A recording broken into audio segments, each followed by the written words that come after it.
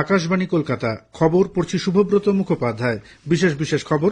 প্রধানমন্ত্রী নরেন্দ্র মোদী আজ তাঁর ৬৮তম মাসিক মন কি বাত অনুষ্ঠানে ভারতকে খেলনা শিল্পে স্বনির্ভর করার এবং দেশীয় ঐতিহ্যকে গুরুত্ব দিয়ে কম্পিউটার ও স্মার্টফোনের গেমস বানানোর আহ্বান জানিয়েছেন।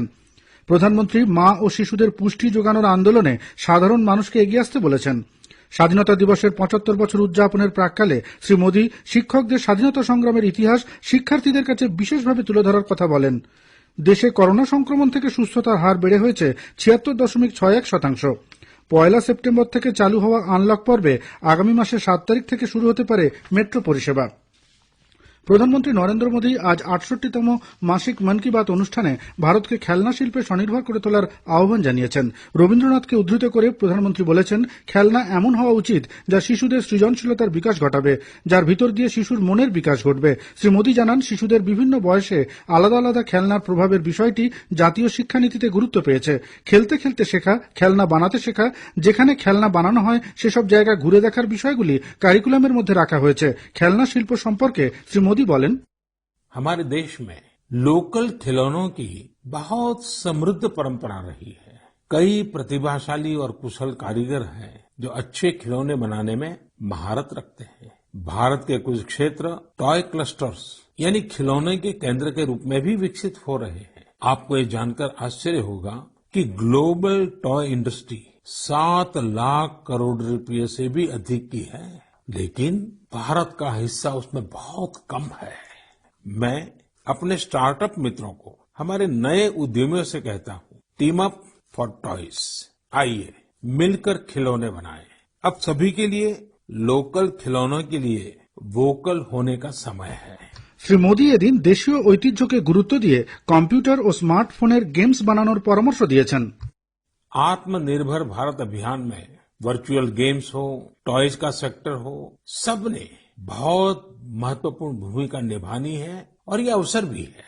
जब आज से 100 वर्ष पहले असहयोग आंदोलन शुरू हुआ तो गांधी जी ने लिखा था कि असहयोग आंदोलन देशवासियों में आत्मसम्मान और अपनी शक्ति का बोध कराने का एक प्रयास है।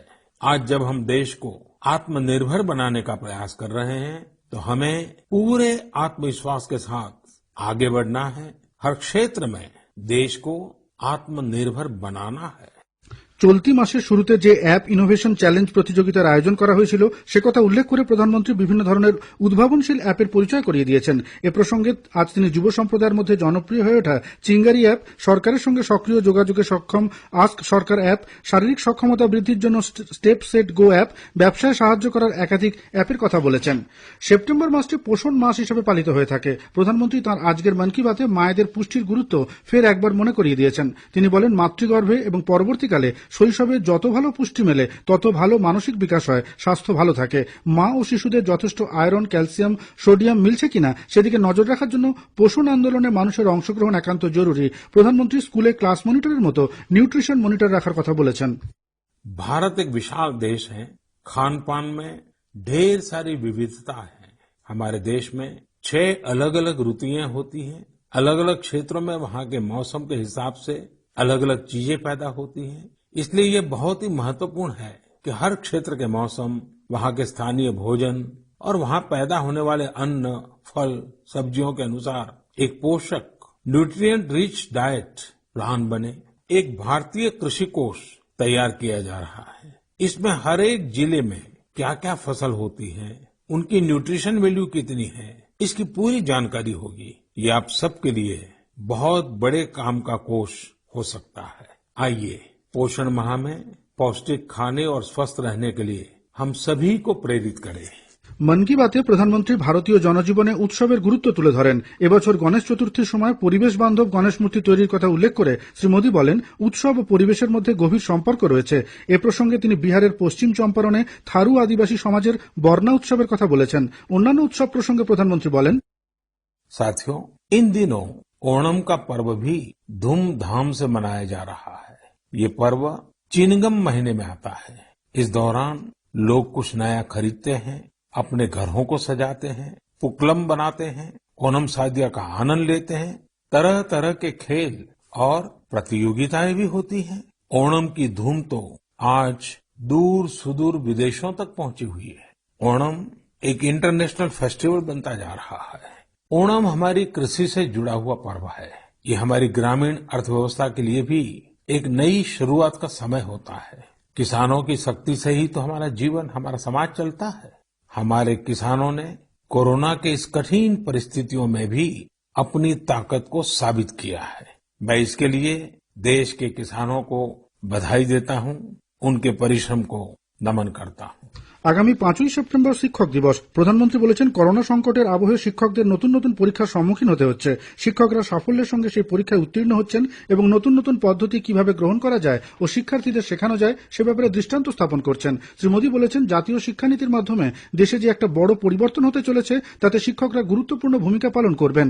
মন কি বাতে প্রধানমন্ত্রী স্বাধীনতার 75 বছর উদযাপনের প্রাক্কালে নিজেদের জেলায় ও এলাকায় স্বাধীনতা সংগ্রামের সময় কি হয়েছিল, কিভাবে হয়েছিল, কে শহীদ হয়েছিলেন, দেশের জন্য কে কতদিন কারান্তরালে কাটিয়েছেন, এই বিষয়গুলি শিক্ষার্থীদের সামনে তুলে ধরার ক্ষেত্রে শিক্ষকদের এগিয়ে আসতে বলেছেন। প্রধানমন্ত্রী বলেন, ছাত্রছাত্রীদের স্বাধীনতা সংগ্রামের ইতিহাসে স্থান পাওয়া গুরুত্বপূর্ণ জায়গাগুলিতে নিয়ে যেতে হবে। শিক্ষার্থীদের দিয়ে স্বাধীনতা সংগ্রামের উপর গবেষণা করাতে হবে। পাশাপাশি স্কুলের শিক্ষার্থীদের দিয়ে নিজ নিজ এলাকায় 75 জন স্বাধীনতা সংগ্রামের নায়কদের উপর কবিতা বা নাটক লেখানো যেতে পারে।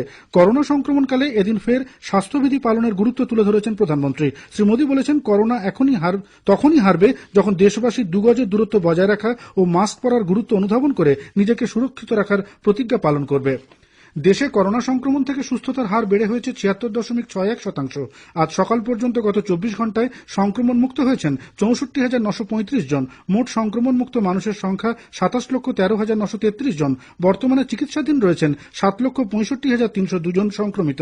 এ পর্যন্ত করোনা সংক্রমিত হয়ে মৃত্যু হয়েছে 63,498 জনের। গত 24 ঘন্টায় মৃত্যু হয়েছে 948 জনের। মৃত্যু হার কমে দাঁড়িয়েছে 1.79%। সংক্রমণ বৃদ্ধির সংখ্যার দিক থেকে ফের নতুন রেকর্ড হয়েছে। গত 24 ঘন্টায় সংক্রমিত হয়েছেন রেকর্ড সংখ্যক 78,761 জন। কেন্দ্রীয় স্বাস্থ্য মন্ত্রক আজ জানিয়েছে, কোভিড-19 নমুনা পরীক্ষায় অভাবনীয় সাফল্য পাওয়া সম্ভব হয়েছে। দেশের বহু রাজ্যই বিশ্ব স্বাস্থ্য সংস্থা নির্ধারিত প্রতি 10 লক্ষে 140টি নমুনা পরীক্ষার লক্ষ্যমাত্রার চেয়ে অনেক বেশি সংখ্যায় পরীক্ষা করাচ্ছে। খবর শুনছেন আকাশবাণী কলকাতা কেন্দ্র থেকে। করোনা পরিস্থিতিতে দীর্ঘ কয়েক মাস পর আবার চালু হচ্ছে মেট্রো পরিষেবা। আনলক 4 পর্যায়ে আগামী 7ই সেপ্টেম্বর থেকে পর্যায়ক্রমে শুরু হতে পারে মেট্রো রেল পরিষেবা। এজন্য প্রয়োজনীয় সুরক্ষাবিধি মেনে চলা হবে। গতকাল কেন্দ্রীয় স্বরাষ্ট্র মন্ত্রকের তরফে আনলক 4 এর গাইডলাইন প্রকাশ করে কথা জানানো হয়েছে। উল্লেখ্য, করোনার ধাক্কায় লকডাউনে গত 22 মার্চ থেকে বন্ধ ছিল মেট্রো পরিষেবা। এদিকে কন্টেনমেন্ট জোনভুক্ত এলাকায় আগামী 30 সেপ্টেম্বর পর্যন্ত কঠোর লকডাউন জারি থাকবে। তবে কেন্দ্রের সঙ্গে আলোচনা না করে কন্টেনমেন্ট জোনের বাইরের এলাকায় কোনো লকডাউন জারি করবে না রাজ্য ও কেন্দ্রশাসিত অঞ্চল। ওড়িশা সরকার জানিয়েছে, 14ই সেপ্টেম্বর পর্যন্ত মোট 12 দিন 2 পর্বে রাজ্যে কোনো লকডাউন থাকবে না। জেইই এবং নিট পরীক্ষার্থীদের সুবিধার কথা ভেবে এই সিদ্ধান্ত নেওয়া হয়েছে। প্রথম পর্বে 30 আগস্ট থেকে 7ই সেপ্টেম্বর এবং দ্বিতীয় পর্বে 12 থেকে 14ই সেপ্টেম্বর এই নির্দেশ কার্যকর হবে। ভারত আগামী মাসে রাশিয়ায় অনুষ্ঠিতব্য বহুস্তরীয় সেনা মহড়া কাফকাজ 2020-তে অংশগ্রহণ করা থেকে বিরত থাকবে। প্রতিরক্ষা মন্ত্রক জানিয়েছে, রাশিয়া এবং ভারত নিবিড় কৌশলগত সম্পর্কে আবদ্ধ থাকলেও অতিমারিজনিত পরিস্থিতিতে এ ধরনের মহড়ায় এবার আর তারা অংশ নিতে পারছে না। আজ মহরম। দেশের বিভিন্ন প্রান্তের সঙ্গে এ রাজ্যেও যথাযথ আবহে পালিত হচ্ছে মহরম। একটি প্রতিবেদন। রমজান মাসের পর মুসলিম ধর্মাবলম্বীদের কাছে মহরম অত্যন্ত গুরুত্বপূর্ণ একটি মাসের নাম। চান্দ্র মাসের ক্যালেন্ডার অনুযায়ী মহরম মাস প্রথম মাস। এই মাসের 10ই মহরম ইরাকের কারবালায় মরু সভ্যতায় অপশাসন ও অশুভ শক্তির বিরুদ্ধে লড়াইয়ে সপরিবারে শহীদ হয়েছিলেন নবী হযরত মুহাম্মদের নাতি ইমাম হোসেন। হত্যা করা হয়েছিল 6 মাসের শিশুকেও। মূলত ধর্মীয় আধারে নির্মিত এই দৃশ্যকল্প নিয়েই প্রতি বছর 40 দিন ধরে মুহররমের শোক উদযাপন হয়। 10ই মুহররম রোজে আশুরা তার চূড়ান্ত দিন। ভাবগম্ভীর ও মর্যাদার সাথে শিয়া সম্প্রদায়ের ধর্মপ্রাণ মানুষেরা শোক যাত্রা বার করে বিশ্বজাহানে। মুর্শিদাবাদের লালবাগে নবাবী সান্তানাত শিয়া সম্প্রদায়ের অন্তর্ভুক্ত হওয়ায় কেল্লা নিজামতের বাসিন্দারা প্রতি বছর সবথেকে বড় জুলুস বার করে। মামুন ফারুক, আকাশবাণী সংবাদ, মুর্শিদাবাদ। প্রধানমন্ত্রী নরেন্দ্র মোদী মহরম উপলক্ষে ইমাম হোসেনের প্রতি শ্রদ্ধার্ঘ্য জানিয়েছেন। সত্য এবং ন্যায়ের কাছে কোনো কিছুই তাঁর কাছে গুরুত্বপূর্ণ ছিল না বলে প্রধানমন্ত্রী উল্লেখ করেছেন। উত্তর চীনের সাংঝি প্রদেশে একটি রেস্তোরাঁ ভেঙে পড়ার ঘটনায় 29 জনের মৃত্যু হয়েছে। গতকাল রাতের এই ঘটনায় প্রায় 57 জনকে ধ্বংসস্তূপের নিচ থেকে উদ্ধার করা হয়। শেষ করার আগে বিশেষ খবর আরও একবার। প্রধানমন্ত্রী নরেন্দ্র মোদী আজ তাঁর 68তম মাসিক মন কি বাত অনুষ্ঠানে ভারতকে খেলনা শিল্পে স্বনির্ভর করার এবং দেশীয় ঐতিহ্যকে গুরুত্ব দিয়ে কম্পিউটার ও স্মার্টফোনের গেমস বানানোর আহ্বান জানিয়েছেন। প্রধানমন্ত্রী মা ও শিশুদের পুষ্টি যোগানোর আন্দোলনে সাধারণ মানুষকে এগিয়ে আসতে বলেছেন। স্বাধীনতা দিবসের ৭৫ বছর উদযাপনের প্রাক্কালে শ্রী মোদী শিক্ষকদের স্বাধীনতা সংগ্রামের ইতিহাস শিক্ষার্থীদের কাছে বিশেষভাবে তুলে ধরার কথা বলেন। খবর শেষ হলো। এরপর স্থানীয় সংবাদ দুপুর ১টা বেজে ৪০ মিনিটে।